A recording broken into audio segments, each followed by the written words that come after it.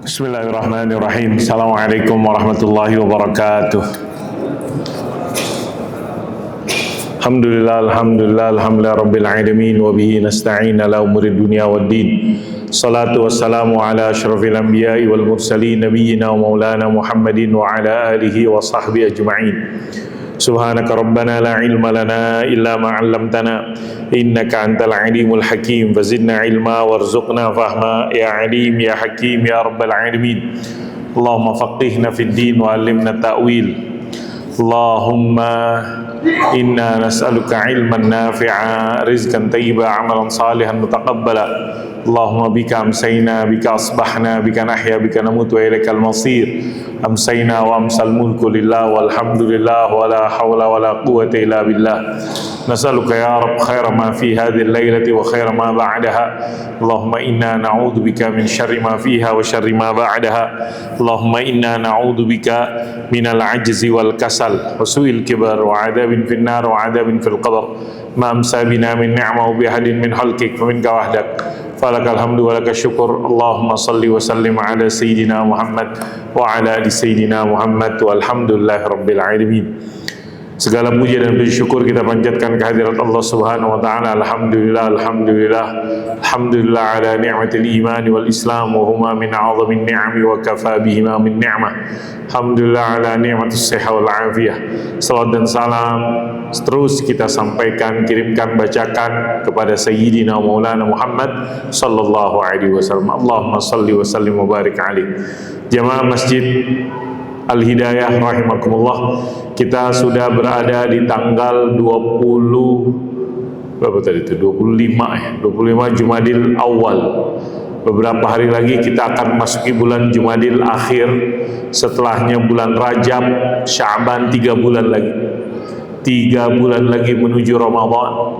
Mudah-mudahan kita diberikan kesempatan lagi oleh Allah Subhanahu wa taala, diberikan kesehatan, diberikan waktu, diberikan panjang umur untuk kembali beribadah kepada Allah di bulan Ramadan tahun 1447 Hijriah dalam keadaan sehat walafiat, dalam keadaan iman dan Islam, dalam keadaan istiqamah. Amin amin ya rabbal alamin. Gak terasa 3 bulan lagi Ramadan, 3 bulan lagi Ramadan.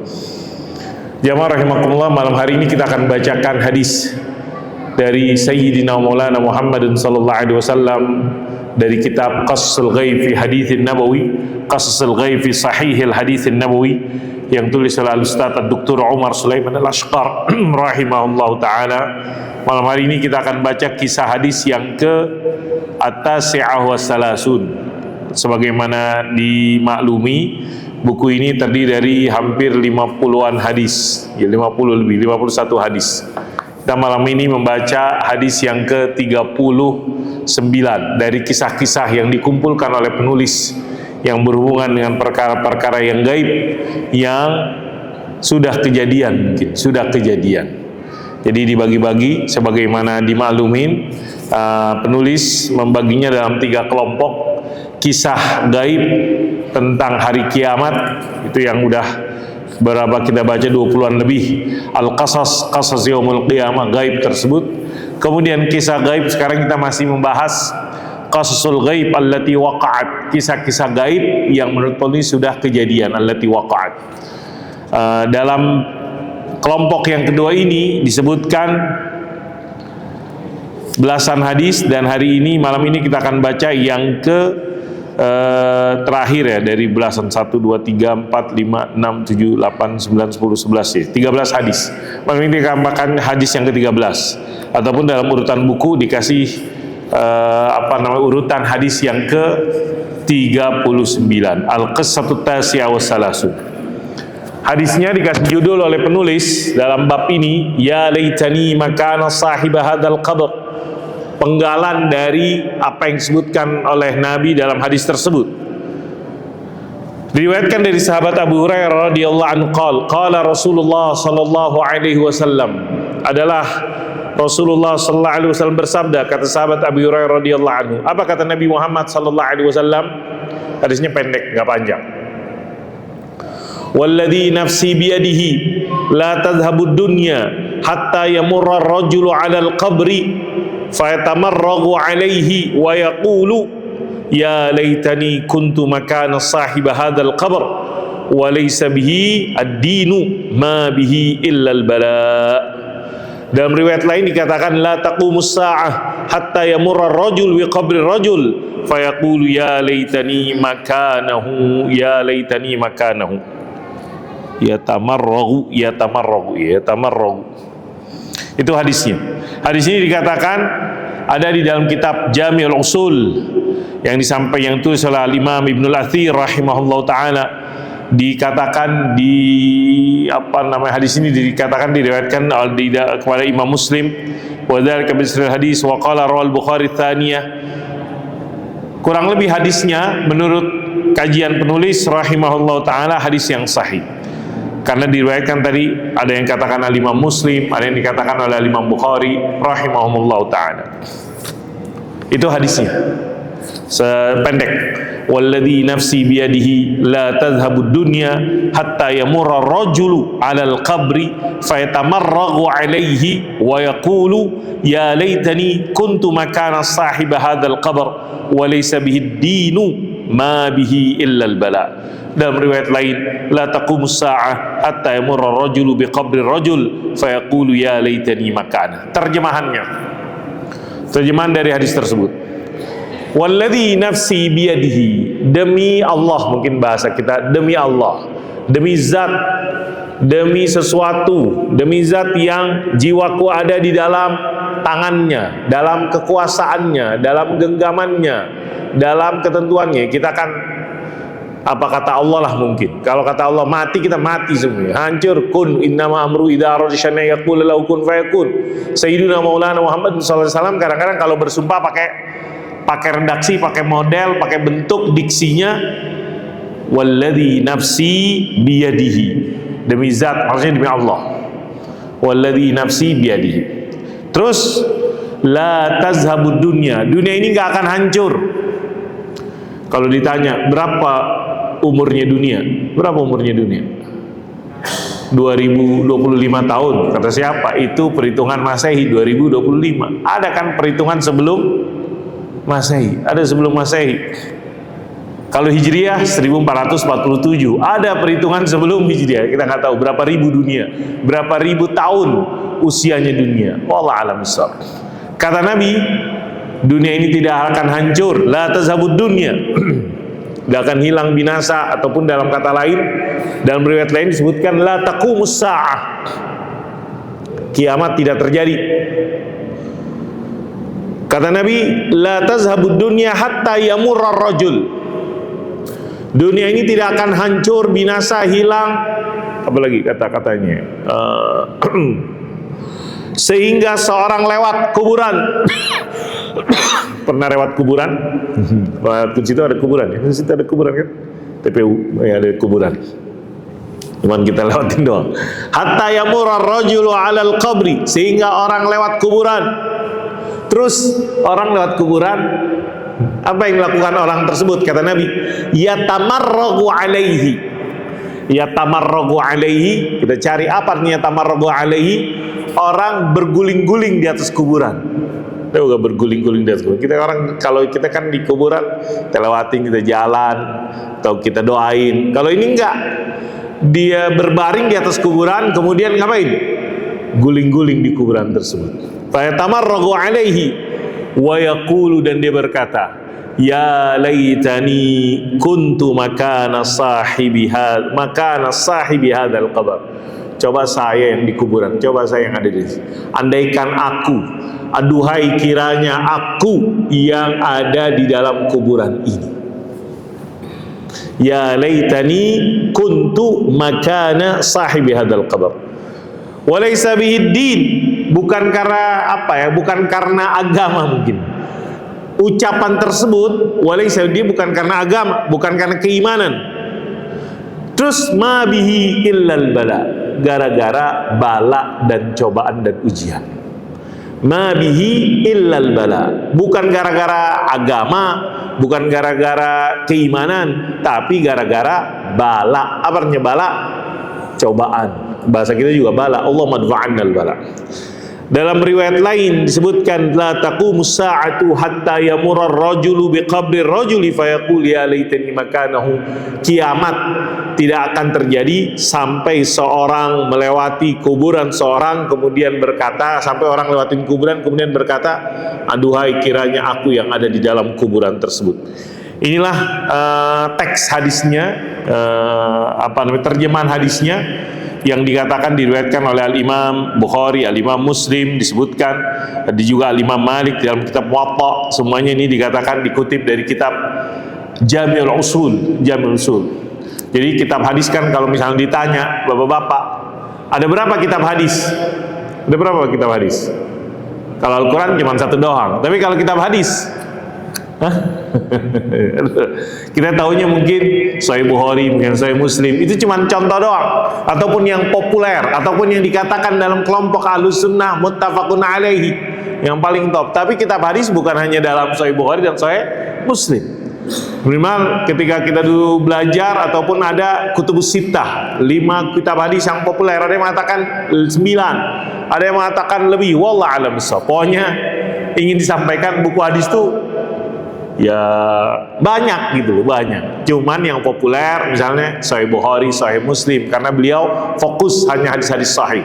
Maka ulama-ulama berikutnya ada yang menghimpun, dipelajarin, dikaji hadis-hadis yang dalam Sahih Bukhari, Sahih Muslim, kemudian dibikin lagi kriteria yang lain, susunan yang lain, sebagaimana yang dilakukan oleh 2 tokoh ulama kontemporer hari ini yang kita pahamin, yang kita dengar. Minimal ada dari buku hadis yang mungkin puluhan yang kita kagak tahu, ya karena kita nggak cari tahu, karena keterbatasan kita.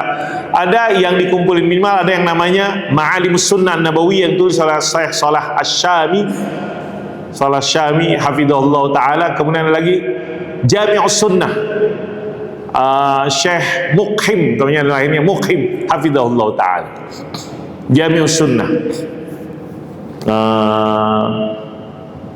2 itu yang ditulis buku hadis kontemporer yang berusaha memudahkan kita untuk mengetahui hadis-hadis Nabi Muhammad SAW tanpa harus kita merujuk misalnya buku-buku yang tadi, yang klasik ya, buku-buku hadis seperti Sahih Bukhari, Sahih Muslim, Al-Muwatta Imam Malik, Musnad Imam Ahmad, Musnad Imam Syafi'i dan lain-lainnya rahimahumullah ta'ala. Jadi ada upaya dari ulama-ulama kontemporer untuk memudahkan kita di dalam membaca, mengetahui hadis tersebut. Beliau itu di dalam buku-bukunya baca beberapa puluhan buku hadis mungkin, kemudian disederhanakan. Karena kayak di dalam Sahih Bukhari, bapak-bapak rahimakumullah, itu Imam Bukhari rahimahullahu ta'ala kadang satu hadis disebutin berkali-kali, diulang-ulang. Di bab ini disebutin oleh Imam Bukhari, di bab yang lain disebutin oleh Imam Bukhari, di bab yang lain disebutin, bisa lebih dari sekali, 2 kali, 3 kali dan seterusnya, sesuai dengan pemahaman daripada yang dimiliki oleh Imam Al-Bukhari rahimahullah. Begitu juga ulama yang lain. Kemudian dari hadis-hadis tersebut kan bisa jadi ada tema-temanya yang ya mirip-mirip sama gitu, cuman ada beda sedikit aja redaksinya, riwayat-riwayatnya tersebut. Sehingga sama 2 tokoh ulama kontemporer hadis dia upayakan untuk difokuskan tanpa pengulangan, sehingga cuman mungkin beberapa ribu hadis saja yang di situ menggambarkan ajaran-ajaran ataupun petunjuk-petunjuk, pelajaran-pelajaran panduan kita bagi umat Islam. Karena kalau mau ngaji Sahih Bukhari bisa nggak bisa, ya cuman kita mungkin waktunya harus lebih intens lagi, lebih fokus lagi. Jarang-jarang tuh ada sampai hatam Sahih Bukhari, Sahih Muslim, ada hatam mungkin bacaannya, cuman hatam memahaminya ini bab berikutnya lagi. Nah, itu kan ada hatam baca, ada upaya-upaya yang dilakukan oleh di beberapa tempat membaca. Kayak kita hatam Quran, alhamdulillah bisa kita lakukan di bulan Ramadan ataupun di luar bulan Ramadan. Sekarang kalau ada yang tanya, adakah yang pernah hatam hadis Sahih Bukhari? Bacanya doang, bacanya. Nah itu yang dilakukan di beberapa tempat, ataupun ya ada ide seperti yang di Bogor itu ada Syekh Nuruddin Marbu Al-Makki hafizahullah ta'ala. Beberapa kali dalam majelis tersebut, setelah beberapa kali diadakan untuk hatam membaca doang. Mirip dengan kita membaca Al-Quran, kita baca doang, baca Al-Quran tanpa dijelaskan. Ada majlis hataman membaca kitab Sahih Bukhari rahimahullah ta'ala. Kembali kepada hadisnya. Hadis ini dijelaskan oleh penulis tentang bagaimana keadaan kondisi dunia. Kita hidup di dunia. Tamurru ba'dul azman 'alal muslimin. Waktu berlalu, kita hidup di dunia, kemudian ada kondisi zaman yang dialamin oleh umat Islam, yakunul bala'u fiha syadidan, benar-benar berat cobaannya. Alhamdulillah kita di Indonesia Allah kasih kedamaian, ketenangan, keamanan dan lain-lainnya, kenikmatan. Alhamdulillah, alhamdulillah. Coba kalau kita bayangkan sekarang, kemarin yang udah selesai perang Palestina, Gaza, masih ada tuh lanjutannya. Yang sekarang lagi perang Sudan, beritanya tersebut. Sudan kalau dengar beritanya tuh, kalau Palestina ada penjajah, orang kafir jahat. Tapi kalau Sudan saudara tuh, sesama orang Islam, sama umat Islam, sama-sama satu negara, satu bangsa tersebut. Nah inilah tantangan yang dihadapi juga tersebut. Ini misalnya bala, musibah, cobaan yang dihadapi. Jadi dikatakan bisa jadi umat Islam mengalami ataupun hidup di zaman yang dikatakan cobaannya begitu berat, seperti yang disampaikan Nabi dalam hadis ini. Saking beratnya cobaan tersebut sampai tadi lewatin kuburan, bukan mendoakannya orang yang mati, cuman pengen coba gua aja deh yang mati di dalam kuburan tersebut, berguling-guling di atas kuburan, yatamarragu alaihi, dikatakan yatamarragu alaihi, berguling-guling. Saking beratnya cobaan tersebut sehingga lewat di atas kuburan, dia berguling-guling di atasnya, kemudian dia berkata, andaikan saya yang ada di kuburan tersebut, bukan gara-gara dia miskin, bukan gara-gara dia fakir, bukan, tapi gara-gara cobaan berat yang dihadapi tersebut. Bisa babil bala alladhi asabahu. Tentunya dalam sejarah umat Islam di Indonesia dulu juga, orang tua kita, mungkin kakek dan nenek moyang kita yang tinggal pada masa penjajahan umat Islam tapi dijajah misalnya. Saudara-saudara kita di Palestina, belum lama kita saksikan bagaimana cobaan yang mereka hadapi, dari musuh-musuh dan lain-lain, cobaan-cobaan tersebut. Hari ini juga kita saksikan saudara-saudara kita Muslim yang ada di Sudan dan tempat-tempat yang lain, kita nggak tahu. Wahum ahya, mereka dalam kehidupan, kemudian mereka menghadapi cobaan-cobaan yang begitu berat. Di dalam Al-Quran kan ada beberapa ayat-ayat yang menggambarkan ya kehidupan dunia cobaan. Kita juga sebenarnya dicoba dengan kenikmatan, dicoba dengan kelapangan, dicoba dengan kesehatan. Ini kan semuanya hakikatnya, sejatinya adalah cobaan. Cobaan itu harus banyak. Kalau dikit, cobain, gitu kata. Benar gak? Cobaan itu harus banyak. Kalau dikit, cobain. Ada yang ngomong gitu. Cobaan itu harus banyak. Kalau dikit, cobain, katanya tersebut. Ya, nah, cobaan tersebut kita dicobanya dengan kesehatan, kelapangan, kekayaan, kenikmatan. Jamaah Masjid Al-Hidayah dicoba dengan masjidnya, alhamdulillah, nikmat untuk sholat dan lain-lain. Itu cobaan. Mau gak memakmurkan masjid, mau gak mengisi masjid, mau gak beribadah dan seterusnya. Ketika kita dikasih kelapangan, bagaimana sikap kita, bagaimana perilaku kita, syukur gak kita kepada Allah, sering-sering gak kita menyebut nama Allah Subhanahu wa ta'ala, mengembalikan kenikmatan ini kepada Allah Subhanahu wa ta'ala hanya gara-gara Allah. Alhamdulillah, alhamdulillah, kita banyak mengucapkan alhamdulillah, subhanallah, walhamdulillah, subhanallah, walhamdulillah, maha suci Allah, segala puji bagi Allah Subhanahu wa ta'ala. Atau kita ternyata yang keluar dari mulutnya, lisannya tersebut kesal mulu bawaannya, ataupun nggak puas ataupun nggak sabar, komplain, kemudian banyak kecewa, kemudian nggak puas-puas, tidak bersyukur, melupakan nikmat-nikmat Allah Subhanahu Wa Taala, atau begitu, gara-gara karena dicoba A, dicoba B dan seterusnya. Maka jamaah rahimakumullah, hadis ini mengingatkan kepada kita, sebagaimana disebutkan banyak di dalam ayat Al-Quran, walanabluwannakum bisyai'im. Jadi ujian itu bukan hanya yang baik-baik, bukan hanya yang buruk-buruk, yang baik-baik juga ujian.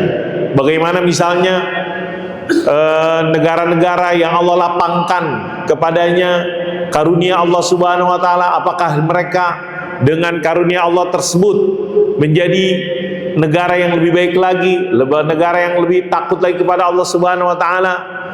Kemarin di Mesir itu, sebulan yang lalu, mungkin beberapa minggu yang lalu, diresmikan museum Grand Egypt Museum, Al-Madhaf Al-Misri Al-Kabir, museum besar Mesir. Isinya peninggalan Fir'aun, isinya banyak kan peninggalan Fir'aun.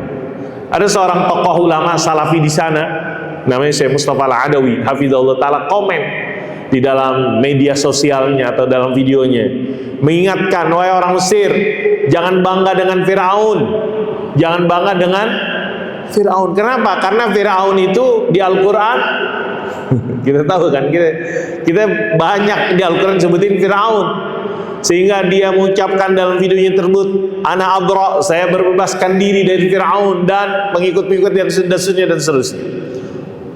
Beberapa jam setelah itu ditangkap. Tapi udah dibebasin lagi sih beritanya. Cuma ingin menggambarkan Allah ngasih itu misalnya kepada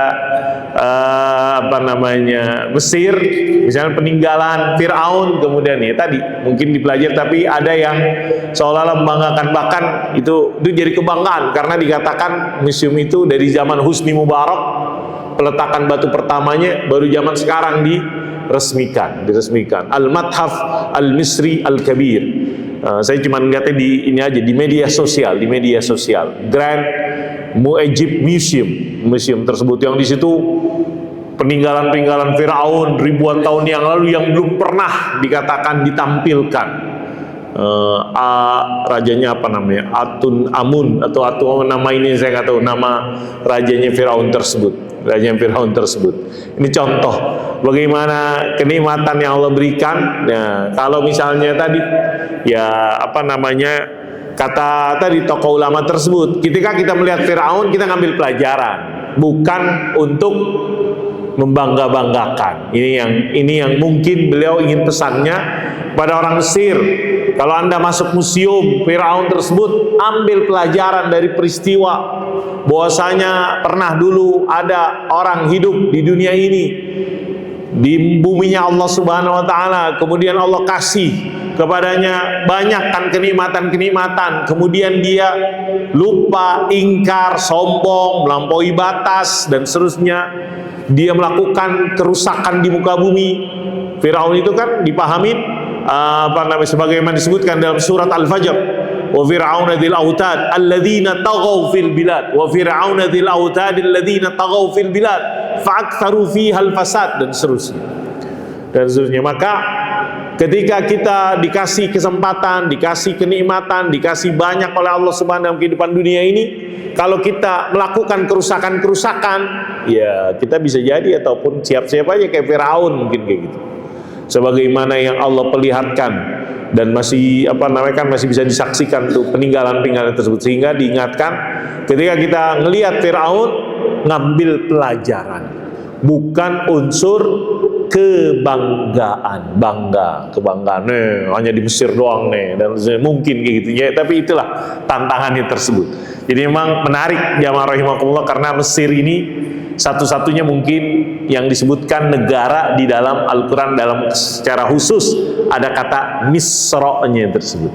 Ada udkhulu Misra, masuklah Misra, itu disebutin dalam Al-Quran. Makanya ayat itu tersebut dipajang tersebut dan lain-lainnya tersebut. Walaupun ya ada daerah-daerah yang dipahami disebutkan Al-Quran, tapi kata Misra yang artinya adalah Mesir itu spesifik, definitif disebutkan di dalam Al-Quran, Jamaah rahimakumullah, jadi ini dikatakan oleh penulis Ada zaman di mana umat Islam menghadapi cobaan-cobaan. Di Mesir juga menghadapi cobaan sekarang tersebut dengan pemimpinnya dalam tanda kutip tersebut. Sehingga kalau ada berani mengkritik pemerintahnya, itu nggak bakalan nggak bakalan lama-lama. Sekarang kalau banyak orang-orang Mesir yang ada satu orang namanya Anas Habib, seorang tokoh anak muda, mungkin usianya baru 20-an tahun dan seterusnya. Dia mengkritik pemerintahnya, tapi mengkritiknya dia di luar negeri. Kalau dia di dalam negeri Mesir, udah ditangkap dia tersebut. Ada juga banyak pegiat sekarang di zaman sosial media, banyak yang aktivis sosial media yang orang Mesir mengkritik tersebut. Semuanya kebanyakan kagak ada di dalam negeri Mesir, tapi semuanya pada di mana? Di luar negeri. Kalau di dalam negeri udah diciduk. Dianya di luar negeri, keluarganya, bapak ibunya yang ada di dalam negeri ditangkap, sampai kayak gitu. Sampai kayak gitu. Yang dilakukan cobaannya tersebut. Allahumma ansur ikhwanana, Allahumma farrij an ummati sayyidina Muhammadin sallallahu alaihi wasallam. Wala syakka annahu, dan tunggu tidak diragukan, sebagian umat Islam menjalani cobaan-cobaan yang berat pada waktu-waktu yang masa lampau ataupun hari ini kita menyaksikan tadi. Laqad suliha ba'dul muslimin, ada yang dibunuh hidup-hidup wal-'iyazu billah wa hum ahya, ada yang disiksa dan seterusnya sampai ya dibelah dan lain-lainnya tersebut. Pokoknya disiksa. Tawanan-tawanan umat Islam ataupun penduduk orang Palestina yang ditawan di penjaranya Israel.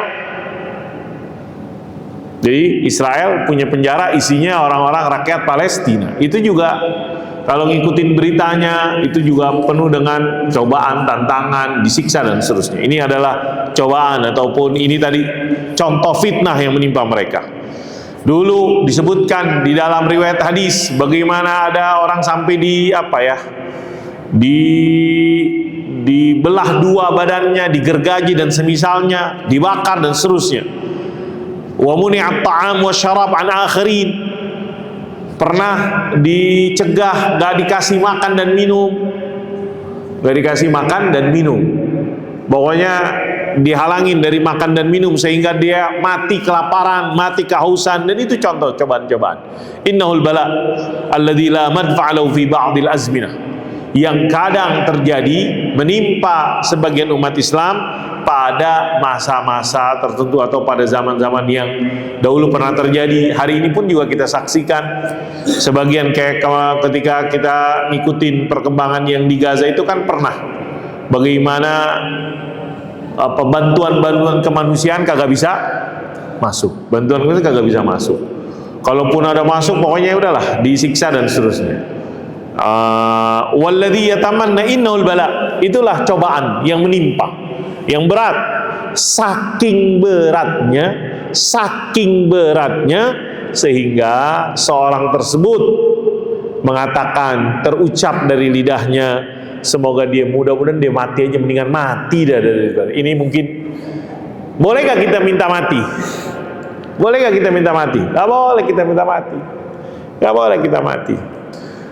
Ya, ada orang mau hidup, ini yang orang hidup mau mati, ini manusia tersebut. Maka salah satu pesan yang disebutkan oleh para ulama ataupun di sini hadis singkat ini, pesannya ataupun yang berhubungan dengan fikih, nggak boleh kita minta mati. Kalaupun misalnya ada cobaan yang begitu berat, misalnya waliyazubillah ada orang dicoba dengan sakit. Kalau sakit ya mudah-mudahan kita sehat walafiat. Kalau kita dicoba sakitnya wah gitu. Sakit apa, Bapak? Mudah-mudahan asam urat, apalagi selain asam urat yang macam-macam tuh, sakit A, sakit B, mungkin macam-macam sakit yang bisa jadi kita dicoba oleh Allah Subhanahu wa taala. Saking beratnya sakitnya tersebut, bisakah kita atau bolehkah kita bilang, ya Allah, mendingan gue mati daripada gue sakit tersebut? Nggak boleh kita minta mati gara-gara cobaan tersebut. Mati, mendingan mati daripada diuji dan dicoba tersebut. Allahumma ahyini in kanatil hayatu khairan li. Kalaupun ada doa misalnya yang disebutkan Ya Allah, hidupkan saya kalau kehidupan itu memang baik bagi saya. Ya Allah, wafatkan saya kalau misalnya wafat itu lebih baik. Allahumma ahyini in kanatil hayatu khairan li wa amin in kanatil wafatu khairan li. Cuman kita diajarin dalam keterangan yang lain bahwasanya mudah-mudahan dengan cobaan yang berat yang menimpa seorang hamba, kemudian seorang hamba tersebut sabar menjalaninya, mudah-mudahan dengan itu diampuni dosa-dosa. Kan ada seorang yang dicoba di zaman Nabi Muhammad SAW buta, kemudian dia minta, ya Rasulullah doain aja biar saya bisa ngelihat, biar saya melek. Kemudian kata Nabi, kalau nggak salah, kalau engkau sabar kau bisa masuk surga. Ya mendingan sabar aja, nggak perlu misalnya disembuhkan, tapi dengan cobaan tersebut dia sabar dan surga. Kemudian dia minta doa, Rasulullah dalam sebuah keterangan kalau nggak salah ada, saya minta kalau gitu mudah-mudahan saya dijaga, ataupun saya milih sabar, kemudian tapi saya kadang-kadang kambuh ataupun epilepsi. Bagaimana biar saya tidak menyingkap aurat dalam keadaan tersebut. Kemudian didoakan oleh Nabi Muhammad SAW misalnya. Nah, ini contoh ataupun pemahaman bagaimana kita diajarkan pada saat yang sama ayat-ayat hadis-hadis tentang bagaimana ketika alladzina idza asabatkum musibatun qalu inna wabasyiris sabirin, ataupun ayatnya wabasyiris sabirin alladzina idza asabatkum musibatun qalu inna lillahi wa inna ilaihi raji'un. Inna lillahi wa inna ilaihi raji'un. Seberat-beratnya cobaan dan musibah di dunia, jamaah rahimakumullah, kita ingat ini dunia. Dunia itu tempat meninggal, bukan tempat tinggal. Tempat cobaan, tempat ujian, tempat kita tadi diuji dan lain-lainnya tersebut dengan macam-macam bentuknya. Kesehatan adalah ujian, kenikmatan adalah ujian, sebagaimana keburukan, kesulitan, kesukaran juga adalah cobaan. Wa nabluukum bisyarri wal khairi fitnah. Ikhbar Rasul sallallahu alaihi wasallam, ada beberapa pelajaran disebutkan dalam hadis ini. Penulis menyebutkan ada 1, 2, 3, 4 poin yang ingin disampaikan oleh penulis di dalam Ibarul Hadis wa Fawaidihi wa Ahkamihi. Pelajaran-pelajaran hadis, faedah-faedah dan hukum-hukum yang berhubungannya. Yang pertama, Rasulullah SAW mengabarkan, ini kan Nabi As-Sadiqul Masduq, Nabi Muhammad SAW, mukjizatnya salah satu bentuknya adalah Nabi diinfokan apa yang akan terjadi. Masa yang akan datang, Nabi udah dikasih tahu, apa istilahnya, Allah udah spill, dibocorin kepada Nabi Muhammad. Istilah anak sekarang itu spill, dibocorin. Udah di-spill, udah dikasih tahu Nabi Muhammad SAW untuk peristiwa-peristiwa yang akan datang. Ikhbar Rasul SAW bil bala. Nabi diinfokan ternyata ada cobaan-cobaan yang menimpa sebagian umat Islam, sehingga saking beratnya cobaan tersebut, sehingga ketika dia lewat kuburan sampai dia guling-guling di atas kuburan tersebut, pengen mati aja, saking beratnya cobaan tersebut. Mutamanniyan ayakuna fi maudhi'i. Jadi pernah gak lihat orang guling-guling di kuburan? Saya sih nggak pernah sih orang guling-guling di kuburan. Kalau orang guling-guling di kuburan saking beratnya cobaan tersebut, ini hadisnya. Kalau ada orang mungkin kalau kita cobaan yang berat, kita ke kuburan nggak perlu guling-guling, ingat aja kita juga bakalan mati. Apa artinya? Seberat-beratnya cobaan yang kita hadapin, kita bakalan mati. Kalau udah mati udah selesai itu cobaan tersebut. Jadi kalau misalnya untuk menggambarkan bahwasanya kehidupan dunia itu sebentar, karena kita semuanya bakalan mati. Kalau udah mati selesai cobaan tersebut. Sabar gak kita menghadapinya tersebut? Jadi nggak perlu, jangan sampai kita minta-minta agar dimatikan guling-guling tersebut. Ya tamarrahu alaihi mutamain ayyakuna fi maudhi'i. Kemudian Rasulullah sallallahu alaihi wasallam dalam hadisnya, sampai Nabi itu mengawali hadisnya itu dengan kata-kata walladzi nafsi biyadihi. Jadi ini apa ya? ungkapan ataupun gaya bahasa untuk menguatkan, menegaskan, bisa dengan, kalau kita nggak, mungkin ada orang yang biasa ataupun yang kalau ngomong untuk menguatkan, menegaskan, mendukung apa yang akan disampaikan pakai istilahnya sumpah. Kalau kita sumpah lo, bener gak? Nabi mengatakan, walladzi nafsi biyadi, demi Allah, wallahi, ada orang, wallahi demi Allah, untuk menegaskan benar-benar apa yang akan terjadi tersebut. Ya juzu an yahlifal mar'u li ta'kidil mawdu' alladhi yuhaddithu bihi. Boleh kita bersumpah, boleh bersumpah demi Allah jika bla bla bla, untuk, tentunya mungkin di kultur kita orang Indonesia mungkin ya kadang-kadang ada orang untuk menguatkan keyakinan dia, menegaskan keyakinan dia bersumpah, berani bersumpah.